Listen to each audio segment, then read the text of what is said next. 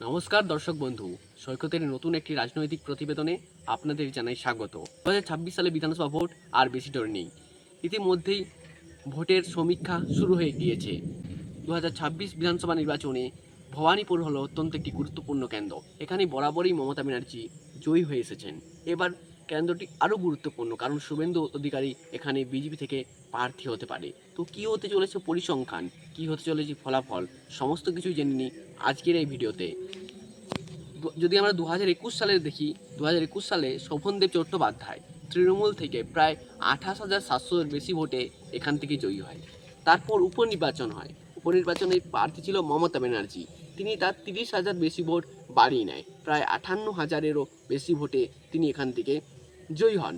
তারপর লোকসভা ভোটে কিন্তু পরিসংখ্যান সম্পূর্ণভাবে পাল্টে যায়, কারণ এখানে বিজেপি মাত্র 8,000-এর ভোটে পিছিয়ে ছিল। অর্থাৎ যারা 30,000 ভোটে যেখানে তারা বিধানসভা হেরেছিল, সেখান থেকে ভোট তারা মেক আপ করে প্রায় 28,000-এর কম ভোটে তারা পিছিয়ে ছিল। অর্থাৎ বিজেপি আস্তে আস্তে সংগঠন তৈরি করতে থাকে লোকসভা ভোটের পর।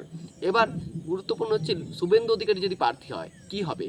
প্রথমে বলিনি যে আমাদের মতে যদি জিজ্ঞেস করেন কী হবে, আমাদের মতে তৃণমূল এখানে অনেকটাই এগিয়ে, কারণ তৃণমূলের এখানে সংগঠন ভালো আছে এবং যেহেতু ভবানীপুর কেন্দ্র শহর কেন্দ্রিক একটি বিধানসভা হয়, ফলে শহর কেন্দ্রিক ভোট তৃণমূলেই বরাবর পেয়ে আসছে।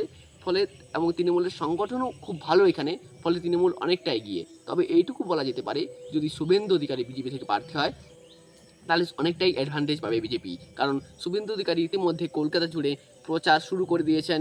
বিভিন্ন বুথ স্তরের সংগঠন, পৌরসভার সংগঠন তৈরি করতে আরম্ভ করে দিয়েছেন, মিছিল মিটিং করছেন, ফলে একটা অ্যাডভান্টেজ পাবে। তবে এগিয়ে অনেকটাই এখনও পর্যন্ত তৃণমূল কংগ্রেস। তো এই ছিল আজকের ভিডিও।